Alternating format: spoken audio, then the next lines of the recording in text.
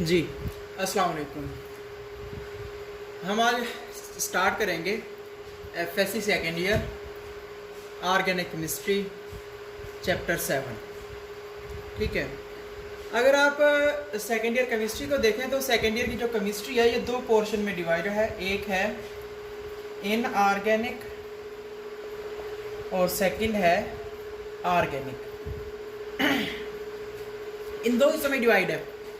ठीक है, ऑलमोस्ट 7 से लेकर 13 तक जो आपके चैप्टर्स हैं वो ऑर्गेनिक केमिस्ट्री के हैं, और जो 1 से 6 हैं ये क्या हैं, ये आपके पास है इनऑर्गेनिक के। तो most of your organic chemistry is consisted on in 2 books और 2 ब्रांचेस ऑफ केमिस्ट्री। ठीक है, इसके अलावा 14 से 16 ये 3 चैप्टर्स हैं। ये कुछ इंडस्ट्रीज़ के बारे में है, इन्वायरमेंटल केमिस्ट्री आ जाती है इसमें, और इंडस्ट्रियल केमिस्ट्री इसमें आ जाती है। ठीक है, तो अगर हम एनुअल पॉइंट ऑफ व्यू के हिसाब से बात करें तो जो आपकी केमिस्ट्री है सेकेंड ईयर की, इसमें एनुअल एग्जाम्स में ऑलमोस्ट 70% तक जो सिलेबस है एनुअल एग्जाम का वो ऑर्गेनिक केमिस्ट्री से आता है। ऑर्गेनिक केमिस्ट्री ऐड कर लें, साथ में आप ये जो 3 चैप्टर्स हैं 14, 15, 16, मतलब कि 7 चैप्टर से लेकर एंड ऑफ द बुक तक आपके पास जो 70% तक जो सिलेबस बनता है वो सारे का सारा पेपर का 70% होता है। ठीक है, इसमें आपके लॉन्ग क्वेश्चंस भी कवर हो जाते हैं, शॉर्ट क्वेश्चंस भी कवर हो जाते हैं, और एमसीक्यूज भी किसी हद तक कवर हो जाते हैं। तो इसीलिए हमारा ये कॉमन ट्रेंड होता है हमारा पंजाब लेवल के अंदर केमिस्ट्री का सेकेंड ईयर का, कि हम ऑर्गेनिक से ही स्टार्ट लेते हैं। ठीक है, क्योंकि मेजर पोर्शन ही एग्जाम का इसी में से आना है, और जब इसको हम ऑर्गेनिक के साथ फिर 14, 16 चैप्टर कंप्लीट करें फिर हम आएंगे 1 to 6 की तरफ। तो इसी तरह से हम जो लेक्चर्स हैं वो इसी तरह से स्टार्ट लेंगे। तो हम स्टार्ट करते हैं जी ऑर्गेनिक केमिस्ट्री चैप्टर 7। चैप्टर 7 में जो है ऑर्गेनिक केमिस्ट्री का इंट्रोडक्शन दिया हुआ है कि ऑर्गेनिक केमिस्ट्री होती क्या है, इसकी इंपॉर्टेंस क्या है, इसकी एप्लीकेशंस क्या हैं, इसकी क्लासिफिकेशन क्या है ऑर्गेनिक कंपाउंड्स की, कुछ फंक्शनल ग्रुप्स हैं, तो आइसोमरिज्म का कुछ कंसेप्ट है, हाइब्रिडाइजेशन का है, ये चीज़ें हम पढ़ेंगे इस चैप्टर के अंदर। ठीक है, आज जो चैप्टर है इसमें हम 2 चीज़ें पढ़ेंगे। एक तो हम पढ़ेंगे introduction to organic chemistry, organic chemistry होती क्या है और इसकी कुछ ऑर्गेनिक कंपाउंड्स की कुछ पेक्यूलियर नेचर, कुछ प्रॉपर्टीज। ठीक है, और दूसरी चीज जो हम पढ़ेंगे वो हम पढ़ेंगे सोर्सेज ऑफ ऑर्गेनिक कंपाउंड्स। जो ऑर्गेनिक कंपाउंड्स हैं इनके सोर्सेज क्या हैं, मतलब ऑर्गेनिक कंपाउंड कहाँ से हम हासिल कर सकते हैं, कहाँ से आप ऑब्टेन कर सकते हैं ऑर्गेनिक कंपाउंड्स को। ठीक है, तो ये 2 मेन टॉपिक्स हैं, कंसेप्ट्स हैं, ये जो हमने आज के इस लेक्चर में कंप्लीट करने हैं। ठीक है जी, तो हम स्टार्ट लेते हैं इंट्रोडक्शन टू ऑर्गेनिक केमिस्ट्री कि इंट्रोडक्शन क्या है, ऑर्गेनिक केमिस्ट्री है क्या।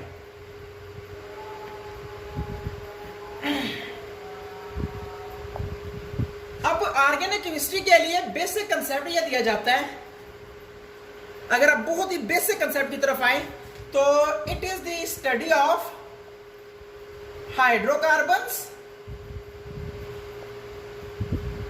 And their derivatives. ये है असल में ऑर्गेनिक केमिस्ट्री। जो बेसिक कंसेप्ट में बेसिक लेवल में बात करें, अब हाइड्रोकार्बन्स क्या होते हैं, ऐसे कंपाउंड्स जिनमें सिर्फ कार्बन हो और हाइड्रोजन हो, वो क्या कहलाते हैं, हाइड्रोकार्बन्स कहलाते हैं। ठीक है, तो उन कंपाउंड्स को हाइड्रोकार्बन्स कहते हैं, और उन हाइड्रोकार्बन्स से जो आगे कंपाउंड्स बनते हैं वो उनके डेरिवेटिव्स कहलाते हैं। फॉर एग्जांपल मैं इधर एग्जांपल एक ले लेता हूं, CH4 है मेरे पास, मीथेन। ठीक है, ये एक हाइड्रोकार्बन है। अब इसका डेरिवेटिव क्या होगा, आप कहते हैं मीथेन से आपने बना लिया CH3Cl, मिथाइल क्लोराइड। हम इनकी नॉमेनक्लेचर, क्लासिफिकेशंस वगैरह बहुत पढ़ेंगे, हर चैप्टर में इसका अलग से कंसेप्ट दिया हुआ है, इनकी क्लासिफिकेशन अगले चैप्टर्स में आएंगी कि नाम कैसे देते हैं। तो मैं इधर कह रहा हूं इसको क्या है, इसे कहते हैं मिथाइल, ये मिथाइल ग्रुप होता है, और ये क्या, क्लोराइड, मिथाइल क्लोराइड। कहां से बना है? जस्ट आपने मीथेन के अंदर से एक हाइड्रोजन को रिप्लेस कर दिया क्लोरीन से। तो जब आपने मीथेन से एक क्लोरीन को रिप्लेस किया, आपके पास क्या बन गया? आपके पास बन गया methyl chloride. So this is the hydrocarbon and this is this is derivative of hydrocarbon. सही है। तो ऑर्गेनिक केमिस्ट्री एक्चुअली फिर कंसेप्ट क्या लेती है कि जो हाइड्रोकार्बन्स और उनसे जो आगे उनके डेरिवेटिव्स बनते हैं, उन दोनों की स्टडी का नाम क्या है? ऑर्गेनिक केमिस्ट्री है। ठीक है।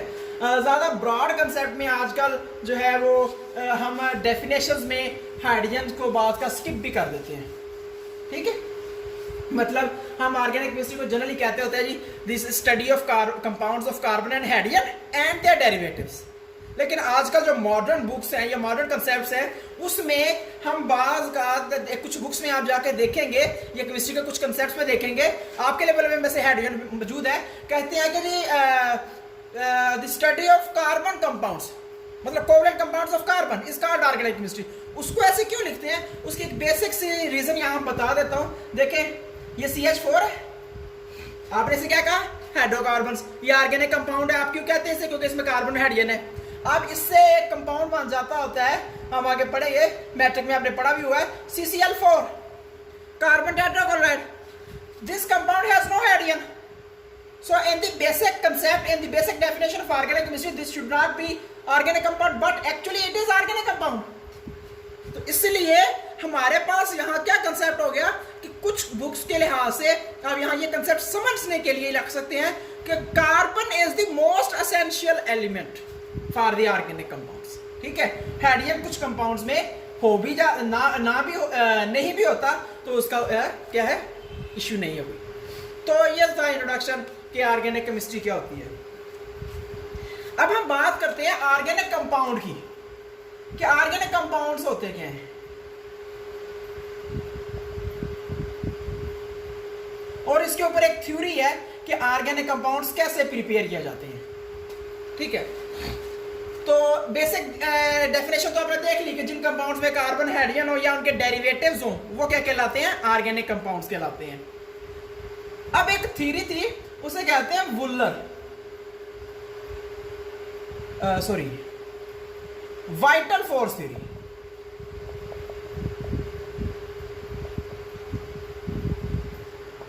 अब ये एक थ्योरी पेश की थी ऑलमोस्ट 17 या 18 सेंचुरी में ये पेश हुई थी। इस थ्योरी का मतलब क्या है? वाइटल का मतलब आपको सिंपल पता है, कहते हैं स्ट्रॉन्ग, फोर्स, पावर है, थ्योरी। अब ये वाइटल फोर्स थ्योरी क्या थी? तो अर्ली जो साइंटिस्ट थे 17 सेंचुरी के, 18 सेंचुरी के, वो ये कंसेप्ट रखते थे। उस वक्त ऑर्गेनिक केमिस्ट्री इतनी एडवांस नहीं थी, और वो ये कंसेप्ट रखते थे कि organic compounds can not be created in the laboratory और लैब्स। कि जो ऑर्गेनिक कंपाउंड्स हैं उनको आप लेबोरेटरी में प्रिपेयर नहीं कर सकते। इसको अगर सिंपल वे में अगर मैं बयान करूं तो वाइटल फोर्स थ्योरी क्या कहती थी? वाइटल फोर्स थ्योरी कहती थी organic compound can not be prepared in artificial. अगर सिंपल अल्फाज में कहा जाए तो वाइटल फोर्स थ्योरी ये कहती है कि ऑर्गेनिक कंपाउंड को हम खुद से नहीं बना सकते।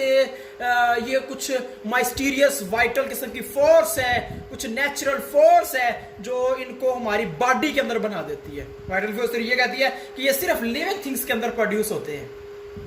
इनको हम आमतौर पर जो लैब्स है, लेबोरेटरीज है, केमिकल रिएक्शंस के जरिए हम नहीं बना सकते। ये वाइटल फोर्स थ्योरी ये कहती थी। जब तक वाइटल फोर्स थ्योरी थी, ऑर्गेनिक केमिस्ट्री का कोई कंसेप्ट नहीं था या इतनी कोई इंपॉर्टेंस नहीं थी, बहुत ही बैक किस्म की थी, मतलब बहुत ही पीछे दर्जे की, कोई इतनी इंपॉर्टेंस नहीं थी। लेकिन फिर एक साइंटिस्ट आया, उसका नाम था जी फ्रेडरिक वुलर। ये एक साइंटिस्ट था। इसने क्या कहा?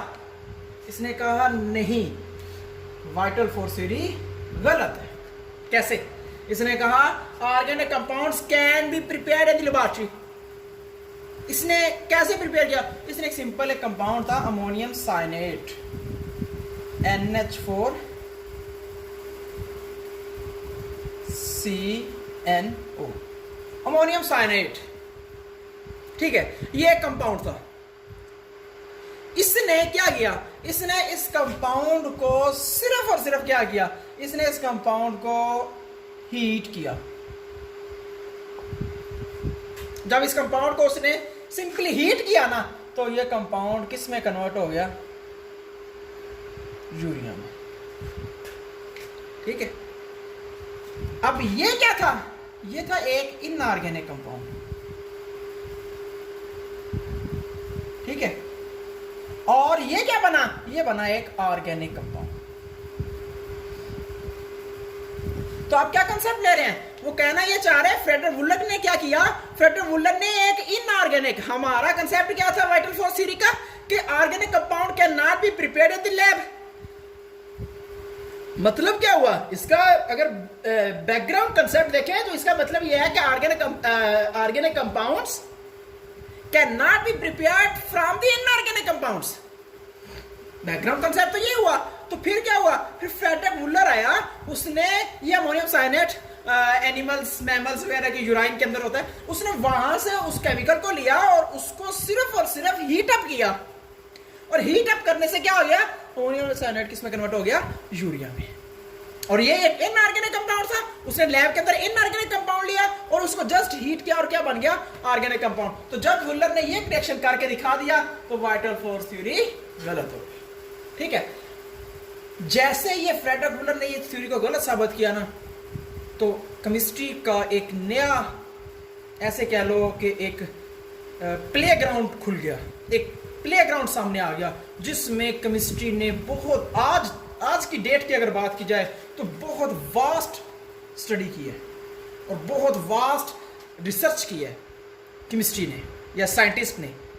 किसमें, वो क्या है, वो प्लेग्राउंड, वो ऑर्गेनिक केमिस्ट्री है। आज आप देख रहे हैं जितने भी आपके पास मेडिसिन्स हैं, अनकाउंटेबल मेडिसिन्स हैं, सब किससे मिलकर बने हैं, ऑर्गेनिक कंपाउंड से। ठीक है, इसके बाद आप देख रहे हैं पेट्रोकेमिकल्स मटेरियल, सारे ऑर्गेनिक कंपाउंड से। इसके बाद प्लास्टिक मटेरियल्स, सारे ऑर्गेनिक कंपाउंड्स हैं। ठीक है, मींस बिलियंस ऑर्गेनिक कंपाउंड्स हमने आज बना लिए हैं आर्टिफिशियली, सिर्फ इस ऑर्गेनिक केमिस्ट्री और इस वुलर के कंसेप्ट की मदद से। जब उसने ये एक दरवाजा खोल दिया, एक डोर ओपन कर दिया कि नहीं भाई इनऑर्गेनिक से ऑर्गेनिक बन सकता है, तो उसके बाद इतनी रिसर्च हुई और इतनी एडवांस हुई ये ऑर्गेनिक केमिस्ट्री कि आज के दौर में organic chemistry is the main branch of chemistry. ठीक है, तो ये एक कंसेप्ट था जी जो वुलर ने दिया ऑर्गेनिक कंपाउंड्स के बारे में। ठीक है, अब हम बात करते हैं, कुछ प्रॉपर्टीज हैं, बेसिक प्रॉपर्टीज ऑर्गेनिक कंपाउंड्स की, उसके बारे में हम देखते हैं। तो ऑर्गेनिक कंपाउंड्स की पहली प्रॉपर्टी है जी पेक्यूलियर बिहेवियर ऑफ कार्बन। ये पहली प्रॉपर्टी है कि कार्बन का पेक्यूलियर बिहेवियर। यहां पर वर्ड पेक्यूलियर का मतलब होता है स्ट्रेंज, या इसे आप सिंपल और समझना चाहे रेयर, नायाब किस्म का, सेपरेट, अलग थलग किस्म का। इसका मतलब क्या है, या इस कंसेप्ट को ऐसे लेते क्यों हैं, उसकी बेसिक दो रीजन है।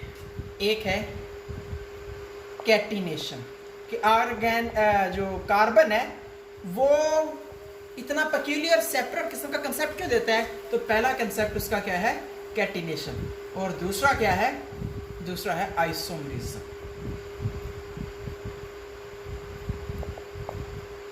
इन दो कंसेप्ट, इन दो टर्म्स, इन दो फिनोमिना की मदद से कार्बन जो है वो एक बिल्कुल ही पेक्यूलियर बिहेवियर शो करता है।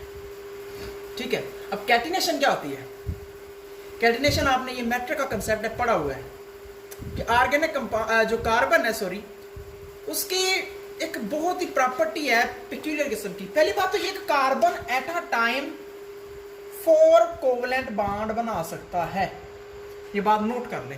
किसी भी एटम के साथ कार्बन एटम 4 बॉन्ड बना सकता है। क्यों, क्योंकि उसके वैलेंस शेल में 4 इलेक्ट्रॉन है, वो चारों शेयर करके 4 कोवलेंट बॉन्ड बनाकर अपने वैलेंस शेल को कंप्लीट कर लेता है। इस प्रॉपर्टी की वजह से कि कार्बन 4 बॉन्ड बना सकता है, उन 4 बॉन्ड में कार्बन सिंगल बॉन्ड भी बना सकता है और मल्टीपल बॉन्ड भी बना सकता है। ठीक है, तो इन दो कंसेप्ट्स को लेकर कार्बन जो है वो एक वैरायटी ऑफ कोवलेंट बॉन्ड बना सकता है, वैरायटी ऑफ बॉन्ड्स बना सकता है। कैसे?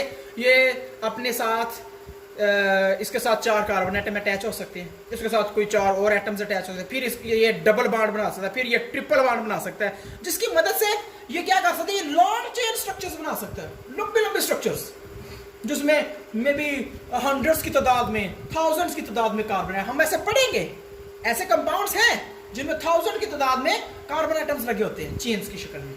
ठीक है, तो ये है इसकी कैटिनेशन। दूसरी प्रॉपर्टी है आइसोमेरिज्म की। ऑर्गेनिक कंपाउंड चूंकि कोवलेंटली नेचर होते हैं,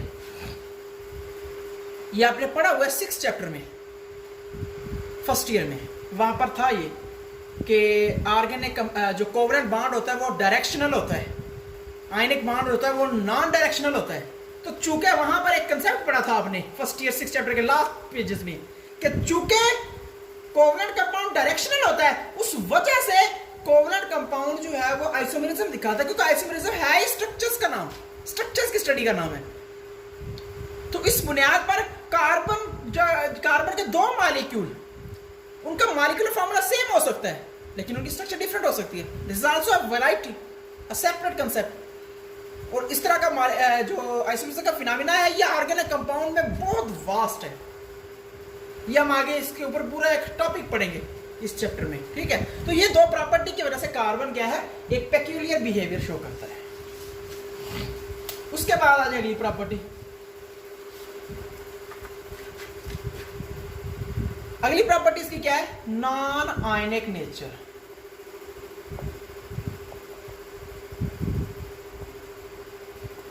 ठीक है, कि जो कार्बन है वो जो ऑर्गेनिक कंपाउंड्स हैं वो नॉन आयनिक होते हैं। ऐसा क्यों?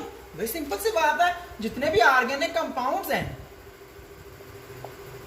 ठीक है, वो किस बॉन्ड से मिलकर बनते हैं?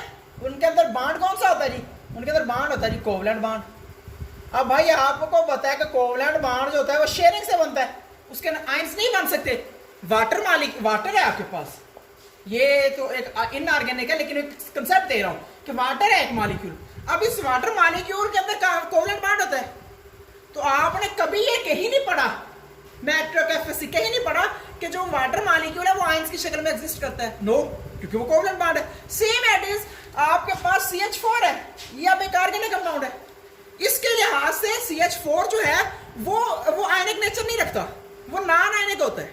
ठीक है, तो इस लिहाज से हमारे पास क्या होता है कि हमारे पास जितने भी ऑर्गेनिक कंपाउंड्स हैं वो नॉन आयनिक होते हैं, वो कोवलेंट बॉन्ड होने की वजह से। ठीक है, तो ये इसकी दूसरी प्रॉपर्टी होगी। उसके बाद तीसरी प्रॉपर्टी इसकी क्या है, रेट ऑफ रिएक्शन। अब ये जो मॉलिक्यूल्स हैं, ऑर्गेनिक कंपाउंड्स मॉलिक्यूल्स जो हैं, इनकी रेट ऑफ रिएक्शन बहुत स्लो होती है। उसके रीजन क्या है, उसकी रीजन देख लें। देखिए, कोवलेंट बॉन्ड जो है, अगर आपने मैट्रिक का ये कंसेप्ट समझा हुआ है, तो कोवलेंट बॉन्ड और आपके पास क्या है, आयनिक बॉन्ड। आपने आयनिक बॉन्ड को आयनिक बॉन्ड कंसेप्ट पढ़ तो लिया कि ये आयनिक बॉन्ड है, ठीक है, लेकिन अगर देखा जाए कोवलेंट बॉन्ड और आयनिक बॉन्ड में बहुत ज्यादा डिफरेंस है, बहुत ज्यादा डिफरेंस है। ठीक है, कैसे? देखिए, ये है आपके पास एक आयनिक NaCl है, ठीक है, इसके अंदर आपने कोई और आयनिक कंपाउंड ऐड कर दिया, आपने इसका सोल्यूशन बनाया, कोई और कंपाउंड ऐड कर दिया, तो सिंपल सी बात है, जो भी और कंपाउंड आएगा ना, वो इसके आयंस के साथ, इसके पॉजिटिव नेगेटिव आयंस के साथ क्या करेगा, अट्रैक्शन शो करेगा विद इन सेकेंड्स, वो फौरन इसका अट्रैक्शन शो करेगा। ये अगर ये इन आयंस की उन आयन जो नेक्स्ट मॉलिक्यूल आयनिक कंपाउंड आना है, अगर इन आयंस की उनके साथ अट्रैक्शन ज्यादा है, स्ट्रांग बनती है, Na की उसके नेगेटिव आयन से ज्यादा स्ट्रांग, तो Na इसे विद इन सेकेंड्स टूट कर अलग हो जाएगा और ये उधर से चला जाएगा। दैट मीन्स आयनिक बॉन्ड के अंदर या आयनिक कंपाउंड के अंदर जो रिएक्शन होता है वो आयनिक रिएक्शंस होते हैं, and they are very fast, they need just force of attraction, ionic attraction, electrostatic force of attraction. Covalent bond में ऐसा नहीं है। कोवलेंट बॉन्ड में 2 स्टेप होते हैं, 2 स्टेप होते हैं। हर रिएक्शन में हम आगे बकायदा मैकेनिज्म पढ़ेंगे। कौन सा? फर्स्ट होता है breakage of bond and second is formation of bond. ये है जो डिफरेंस। कोवलेंट बॉन्ड में 2 स्टेप होते हैं, स्टेप बाय स्टेप। पहले जितने भी बॉन्ड्स हैं, जो भी मॉलिक्यूल बनना है उसके मुतल्लिका बॉन्ड्स पहले टूटते हैं, फिर न्यू बॉन्ड बनते हैं। Means 2 steps, 2 processes, breakage of bond and formation of bond occur in the covalent reactions of covalent compounds. Therefore rate of reactions, क्योंकि आप देखो ज्यादा टाइम लेंगे ना। आयनिक कंपाउंड में हमने बात की, उसमें जस्ट आयंस की अट्रैक्शन हुई, इसमें कुछ नहीं है, इसमें ब्रेकेज और फिर फॉर्मेशन है। अट्रैक्शन की बात बहुत कम होती है, तो इस वजह से चूंकि इसमें ज्यादा काम हो रहा है, ज्यादा वर्क डन हो रहा है, इसलिए इनके जो रिएक्शंस हैं वो क्या होते हैं, उनकी स्पीड स्लो होती है। ठीक है जी। तो ये आपके पास प्रॉपर्टी थी इसकी रेट ऑफ रिएक्शन की। उसके बाद अगली प्रॉपर्टी क्या है? Homologous series. अब होमोलॉगस सीरीज इनके अंदर बनती है ऑर्गेनिक कंपाउंड्स में। कौन सी बनती है, कैसे बनती है, उनको जरा देख लें। होमो का मतलब होता है सेम, होमोलॉगस सीरीज जी। क्या होगी होमोलॉगस सीरीज? आप एक कंपाउंड लेते हैं CH3 CH2 CH3, ये एक ऑर्गेनिक कंपाउंड है, इसका नाम है प्रोपेन। ठीक है। आप क्या करते हैं, आप इस मॉलिक्यूल के अंदर सिर्फ और सिर्फ क्या करते हैं, एक आपने मिथाइलिन ग्रुप CH2 ग्रुप का इजाफा कर दिया, कंपाउंड चेंज हो गया, ब्यूटेन।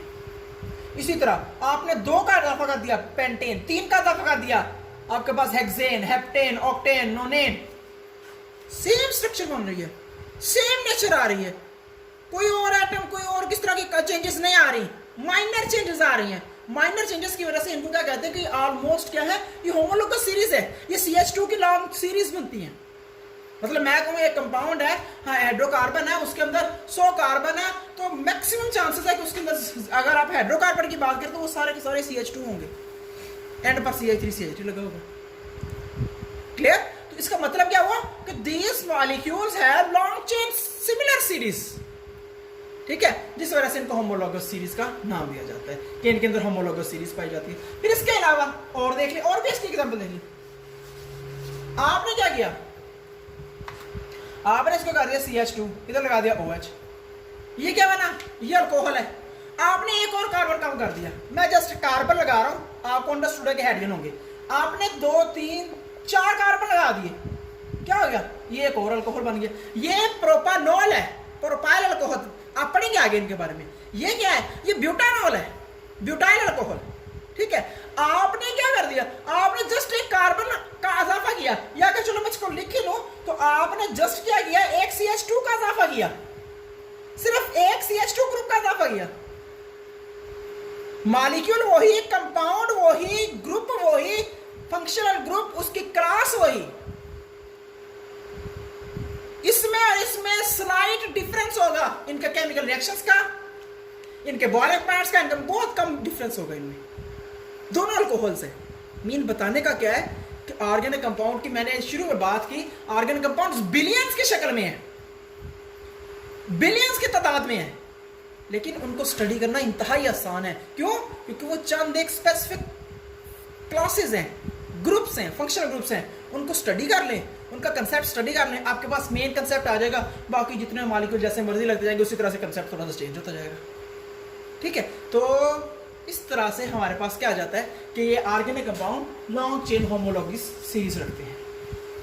उसके बाद आ जाए कंप्लेक्सिटी।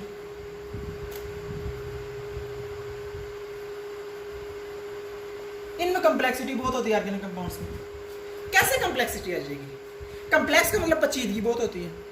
असल में ऑर्गेनिक कंपाउंड बहुत सिंपल है, आपने कहा है मोस्टली कार्बन हाइड्रोजन है, या चंद एक क्लासेस की शक्ल में या कुछ एलिमेंट्स हैं, नाइट्रोजन, ऑक्सीजन, फ्लोरीन, क्लोरीन, चंद एक और एलिमेंट्स हैं जो इसके अंदर आ जाते हैं, सारे नहीं आते, ठीक है, या अगर आते हैं तो बहुत कम आते हैं। बाकी सारे क्या है, कार्बन हाइड्रोजन लगे रहते हैं, लॉन्ग लॉन्ग चेन्स बना देते हैं। अब कम्प्लेक्स कैसे हो गए भाई, वो जो कार्बन आइटम्स हैं वो इतनी लॉन्ग लॉन्ग और इतने साइक्लिक और इतने रिंग स्ट्रक्चर्स बना देते हैं ना कि वैसे ही हैरान हो जाता है, स्टूडेंट पढ़ने वाला ऐसे हैरान होता है ये है क्या। हालांकि अगर उसका कंसेप्ट समझ लिया जाए उस स्ट्रक्चर को बनाना इंतहाई आसान होगा, और अगर उसको स्ट्रक्चर को देखा जाए, यानी कि स्ट्रक्चर को देखकर समझा जाए तो नहीं समझ आएगी। कंसेप्ट आ जाए ये कैसे बनना तो बन जाएगा। फॉर एग्जाम्पल आपके पास स्टार्च है, स्टार्च है आपके पास, अब ये बना किससे है, ये ग्लूकोज से, ग्लूकोज मालिक्यूल्स के कंबाइन होने से होते जाने ग्लूकोज मालिक्यूल का फार्मूला C6H12O6। अब इस तरह के कोई हजारों मालिक्यूल मिलते हैं, कोई हंड्रेड्स थाउजेंड्स मालिक्यूल्स मिलते हैं, फिर जाके एक स्टार्च मालिक्यूल बनता है। अब जरा सोच ले, ये आपके पास ग्लूकोज है, इस तरह के अगर मैं 100 की बात करूं तो 100 को दो जरा कार्बन से जरा 600 तो उसमें कार्बन होंगे, उसको 12 से दो 600 ये, और ये ऑलमोस्ट कितने हो जाएंगे उसके, मे बी 1200 हो जाएंगे, ठीक है। तो कंसेप्ट क्या हुआ कि मालिक्यूल तो सिंपल था, लेकिन जब वो जुड़ता गया आपस में, कंबाइन होता गया, लिंकेज बनती गई, तो वो कम्प्लेक्स से कम्प्लेक्स होता गया, ठीक है। तो इस वजह से क्या कहते हैं कि ऑर्गेनिक कंपाउंड्स के होते हैं वो हाईली कम्प्लेक्स होते हैं। उसके बाद नेक्स्ट आ जाए, लास्ट प्रॉपर्टी है इनकी, वो क्या है, सॉल्युबिलिटी। अब सॉल्युबिलिटी क्या होती है आपने पढ़ा हुआ है, मैट्रिक में पढ़ा, एफएससी के फर्स्ट ईयर में पढ़ा। सॉल्युबिलिटी क्या है जी, number of grams of solute dissolve per 100 grams of solvent, ठीक है, या सिंपली कह लो कि solubility dissolution of a solute into a solvent, simple सा कंसेप्ट ले लें। तो ऑर्गेनिक कंपाउंड्स की जो सॉल्युबिलिटी होती है वो सिर्फ और सिर्फ सॉल्युबल होते हैं या स्ट्रांगली सॉल्युबल होते हैं in non polar covalent compounds में, ठीक है। मोस्टली ऑर्गेनिक कंपाउंड्स क्या होते हैं, नॉन पोलर होते हैं, ठीक है। और चंद एक ऐसे हैं जो पोलर होते हैं, वो वाटर में डिजॉल्व होते हैं, कुछ अल्कोहल्स हैं, कुछ इस तरह के हैं, मोस्टली क्या हैं वो नॉन पोलर हैं, उनके लिए हमें नॉन पोलर सॉल्वेंट ही चाहिए। वो ऑर्गेनिक कंपाउंड्स हैं, उनके लिए हमें ऑर्गेनिक सॉल्वेंट ही चाहिए होता है, ठीक है। तो आप चूँकि ये आयनिक नहीं होते इसलिए ये वाटर वगैरह में बहुत कम सॉल्युबल होते हैं। अल्कोहल्स वगैरह हल हो जाती हैं, जो हाई लेवल के कंपाउंड्स होते हैं, हाई कम्प्लेक्सिटी वाले, वो वाटर में डिजॉल्व नहीं होते। तो ये इसका लास्ट कंसेप्ट था सॉल्युबिलिटी का, ठीक है जी। तो ये इंट्रोडक्शन हमारा खत्म हो गया, प्रॉपर्टीज, बेसिक प्रॉपर्टीज हमारी खत्म हो चुकी है। नेक्स्ट है हमारा सोर्सेज। सोर्सेस क्या है ये ऑर्गेनिक कंपाउंड्स के, कहाँ से हासिल होते हैं। तो 3 सोर्सेज हैं जी बेशक। पहला क्या है, कोयला जमीन से निकलता है। कैसे बनता है आपको पता है, मैं बायो के अंदर ये बहुत कॉमनली डिस्कशन दी हुई है। कैसे बनता है जी, कि जी जब कोई ज़लज़ले आते हैं या कोई इस तरह के अर्थक्वेक्स वगैरह या कोई डिस्ट्रप्शन होती है, कुछ भी होता है ज़मीन के अंदर, प्रॉब्लम्स आती हैं, तो क्या होता है जी, कुछ दरख्त या किसी किस्म के बड़े बड़े दरख्त जो वो ज़मीन के अंदर अगर दब जाते हैं, वो ज़मीन की तहों में चल जाते हैं। ज़मीन के अंदर जाने के बाद उनको ऊपर हाई टेम्परेचर, हाई प्रेशर का इफेक्ट आता है, और 4-5 स्टेजेस हैं, तो उनके अंदर से वो गुजरने के बाद वो किस में कन्वर्ट हो जाता है, वो कोयले में कन्वर्ट हो जाता है, और हाई लेवल का कोयला कन्वर्ट हो जाता है। तो ये तो है बेसिक स्टेजेस कि किस तरह से हम देख लेते हैं उनकी स्टेजेस कौन कौन सी हैं। इसके अब स्टेजेस हैं। स्टेजेस में हमारे पास सबसे पहले क्या होता है कि वुड होती है जी, ज़मीन के अंदर आप सपोज करें वुड जो है वो अंडरग्राउंड चलेगी, दब गई है, फिर उसमें कोई प्रेशर का और टेम्परेचर का इफेक्ट आता है, मतलब हाई प्रेशर होता है ज़मीन के अंदर, हाई टेम्परेचर होता है, उस इफेक्ट की वजह से ये किस में कन्वर्ट हो जाता है, ये कन्वर्ट हो जाती है जी पीट में, ठीक है। फिर पीट जो है वो मजीद उसके अंदर प्रेशर टेम्परेचर इफेक्ट आता है, और जो पीट है वो आगे किस में कन्वर्ट हो जाती है, वो लिग्नाइट में, ठीक हो गया। और उसके बाद लिग्नाइट के बाद क्या होता है, लिग्नाइट हाई प्रेशर इफेक्ट आता है, टेम्परेचर, सेम इफेक्ट्स आते रहते हैं। ये असल में चीज़ एक ही है, प्रोसेस एक ही है, जस्ट शेप्स थोड़ी थोड़ी चेंज हो रही हैं और टेम्परेचर इफेक्ट जैसे जैसे बढ़ता जाता है, इफेक्ट ज़्यादा होता है तो उस तरह से ये शेप्स या जो चेंजेस जो आती जाती हैं। लिग्नाइट के अंदर प्रेशर, टेम्परेचर, बैक्टीरियल इफेक्ट आता है, केमिकल इफेक्ट्स आते हैं और ये बिट्यूमिनस कोल में कन्वर्ट हो जाता है। ठीक है, बिट्यूमिनस कोल। और ये जो है आगे बिट्यूमिनस कोल जो है ये आगे किस में कन्वर्ट हो जाता है, ये आगे कन्वर्ट हो जाता है किसमें, एंथ्रासाइट में। इसके अंदर मजीद उसी तरह से प्रेशर, टेम्परेचर वगैरह की चेंजेस आती हैं और ये एंथ्रासाइट्स में कन्वर्ट हो जाता है। ठीक है, तो ये सारा एक प्रोसेस के थ्रू, ये एंथ्रासाइड जो होता है वो हाई क्वालिटी कोल कहलाता है। ठीक है, ये सारे कोल की ही टाइप्स हैं, वुड से आगे ये सारी कोल की टाइप है, बस थोड़ी सी इनकी परसेंटेज और इनकी क्वालिटी की बुनियाद पर हम क्या करते हैं, इनकी डिफरेंट क्लासिफिकेशन दे देते हैं। ठीक है, तो ये तो था प्रोसेस कि कोल बनता कैसे है। अब है कोल के फ्रैक्शन, कोल के अंदर होता क्या क्या कुछ है।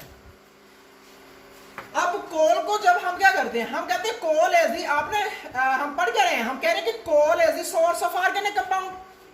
अब कोल कैसे ऑर्गेनिक कंपाउंड का सोर्स हुआ, ठीक है, उसको हम देख लेते हैं जरा। अब देखें, कोल जो होता है इसको जब हम इसकी फ्रैक्शनल डिस्ट्रक्टिव डिस्टिलेशन करते हैं, डिस्ट्रक्टिव डिस्टिलेशन का मतलब क्या है कि हम वेरी हाई टेम्परेचर पर जाकर और हाई टेम्परेचर पर जाकर जब इसको हम हीट अप करते हैं तो ये टूट जाता है, डिस्ट्रक्शन हो जाती है, टूट जाता है, पीसेस, डिफरेंट पीसेस में इसकी कन्वर्जन हो जाती है। और इसके टूटने के बाद क्या होता है, ये 3 मेन कंपोनेंट में कन्वर्ट हो जाता है, कोक, कोल तार और उसके बाद कोल गैस। ठीक है, ये 3 के अंदर कन्वर्ट हो जाता है। सही है, तो इस तरह से ये 3 मेन कंपोजिशन बन गई। अब इन तीनों के अंदर ऑर्गेनिक कंटेंट्स की लिहाज से थोड़ी सी डिफरेंसेस आई है। जो कोक होता है इसके अंदर हाई कंटेंट्स होते हैं, तो मतलब क्या हुआ कि ये कोल जो है 3 कैटेगरीज में डिवाइड हो जाता है, 3 हिस्सों में डिवाइड हो जाता है। इसके अंदर डिफरेंट ऑर्गेनिक जो कंपोजिशन होते हैं, कंपाउंड्स होते हैं, हाइड्रोकार्बन्स होते हैं, वो इनके अंदर पाए जाते हैं। तो ये है कोल की डिस्ट्रक्टिव डिस्टिलेशन, कैसे ये डिस्टिल होता है या किस तरह से इसको कन्वर्ट किया जाता है। फिर उसके बाद अगला सोर्स हमारे पास है नेचुरल गैस। सुना होगा सुई गैस, वो नेचुरल गैस को ही हम कहते हैं। अब होती क्या है, ये इसको इसके अंदर क्या क्या कुछ होता है, कंटेंट्स कैसे होते हैं। ठीक है, जमीन के अंदर सेम वही प्रोसेसेस के जरिए ये प्रोड्यूस होती है ये गैस। ठीक है, और पाकिस्तान में ये बहुत ज़्यादा पाई जाती है, इसलिए इसकी उतने प्राइसेस नहीं है जितने के बाकी कंट्रीज में है। ठीक है, अब होता क्या है, नेचुरल गैस जो है इसके अंदर क्या क्या होता है, इसके अंदर असल में लो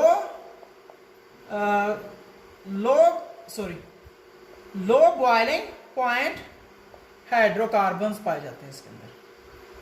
ये हाइड्रोकार्बन्स मोस्टली इसके अंदर हाइड्रोकार्बन्स होते हैं। ठीक है, तो हाइड्रोकार्बन जो कौन से हाइड्रोकार्बन, लो बॉइलिंग पॉइंट। अब लो बॉइलिंग पॉइंट क्या होता है, कौन से ऐसे हाइड्रोकार्बन होंगे जो लो बॉइलिंग पॉइंट रखते हैं, मिनिमम माइनस में भी होते हैं, कौन से होंगे, सिंपली जो पहले पहले हाइड्रोकार्बन हो गए लाइक CH4 हो गया, उसके बाद C2H6 हो गया, उसके बाद C3H8 हो गया। तो इस तरह के मीथेन, इथेन, प्रोपेन, ब्यूटेन वगैरह जो लो है वो आपके पास नेचुरल गैस में पाए जाते हैं। ठीक है, ब्यूटेन वगैरह भी शायद ना ही आए उसमें, क्योंकि को थोड़ा जैसे जैसे इनके अंदर कार्बन नंबर बढ़ता जाता है ना, आगे आप पढ़ेंगे इनके मेल्टिंग पॉइंट बढ़ते जाते हैं। तो हम बात करते हैं लो बॉइलिंग पॉइंट की, तो आप इथेन, मीथेन या फिर प्रोपेन तक चले जाएं। ठीक है, तो ये पाए जाते हैं किसमें, ये नेचुरल गैस का मेन कंपोजिशन होती है। अब नेचुरल गैस के सोर्सेज वगैरह इनकी लोकेशंस कहाँ कहाँ होती हैं पाकिस्तान में, ये आपकी बुक में गिवन है, वो आप खुद कर सकते हो, उसमें कोई इशू नहीं है।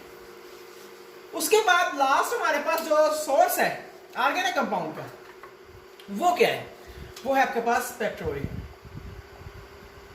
अब पेट्रोलियम होता क्या है, पेट्रोलियम क्या चीज है, पेट्रोलियम किसे कहते हैं, पेट्रोलियम कहते हैं जी ऐसी मसनूआत, ऐसा ऑयल जो आप जमीन से निकालते हैं, और जो उसकी वही हालत होती है, अभी उसको आपने प्योरीफाई नहीं किया, अभी आपने उसको पेट्रोल में कन्वर्ट नहीं किया, अभी आपने उसको डीजल में कन्वर्ट नहीं किया, अभी आपने उसको जो केरोसिन ऑयल है, नेफ्था, किसी भी आपने उसको कन्वर्ट नहीं किया, वो एक मिक्सचर सा जो जमीन के अंदर से निकलता है, ऑयल से जो निकलता है, उसे हम क्या कहते हैं? पेट्रोलियम। उसे पेट्रोलियम भी कह देते हैं, उसे मिनरल ऑयल भी कह देते हैं, क्रूड ऑयल भी कह देते हैं। ये डिफरेंट नेम्स है इसके, ठीक है। अब पेट्रोलियम के अंदर कौन सी कंपोजिशंस होती हैं, ये आपके पास आपकी बुक में इधर टेबल ड्रा करने की जरूरत नहीं है, आपकी बुक में उसका मटेरियल सारा गिवन है, उसके अंदर एक रेंज गिवन है। आपने मैट्रिक में एक टॉपिक पढ़ा था फ्रैक्शनल डिस्टिलेशन ऑफ पेट्रोलियम, उसमें आपने देखा था इस तरह से चैम्बर्स बने हुए थे उस टावर के अंदर, पेट्रोलियम टावर के अंदर, ठीक है, फ्रैक्शनल रेट जो होता है। अब उसमें होता क्या था, हम क्या करते थे, हम क्रूड ऑयल को जस्ट इसके अंदर ऐड करते हैं लास्ट सबसे नीचे वाले चैम्बर में जिसमें हाई टेम्परेचर होता है, और जैसे से टेम्परेचर यहां पर हाई होगा ना, तो जो यहां पर हाई, जिनका मेल्टिंग पॉइंट हाई है वो यहां पर रह जाएंगे, जिनका कम होगा वो चूंकि जल्दी बॉयल हो जाएंगे वो ऊपर चले जाएंगे, फिर इनमें से जो कम होंगे ज्यादा होंगे वो यही रहेंगे, जिनका कम होगा वो ऊपर। इस तरह से आपने एक प्रोसेस पढ़ा हुआ था, फ्रैक्शनल डिस्टिलेशन ऑफ पेट्रोलियम। तो वही प्रोसेस जो है वो आपके ज़हन में होना चाहिए। आपकी बुक में जो टेबल बना हुआ है जिसके अंदर वाज़ेह लिखा हुआ है कि जी नेचुरल गैस सबसे ऊपर होती है, नेचुरल गैस ऊपर होती है, नीचे नेफ्था वगैरह होते हैं, पेट्रोल होता है, केरोसिन ऑयल वगैरह है, लुब्रिकेटिंग ऑयल एंड पर आकर आ जाता है, ठीक है। वो सारा जो कंसेप्ट दिया वो उसी टावर की बुनियाद पर है, वो जो फ्रैक्शनेटिंग टावर होता है, ठीक है, उसी की बुनियाद पर है। टेम्परेचर रेंज बताई हुई है कि इतने से इतने टेम्परेचर रेंज होगा इनका, मेल्टिंग पॉइंट होगा, और दूसरा साथ साथ नंबर ऑफ कार्बन एटम्स भी बताए हुए हैं, साथ साथ आपके नंबर ऑफ कार्बन एटम्स भी बताए हुए हैं उस टेबल के अंदर। तो आपने करना क्या है भाई, उस सारे टेबल को अच्छे से याद करना है। क्यों?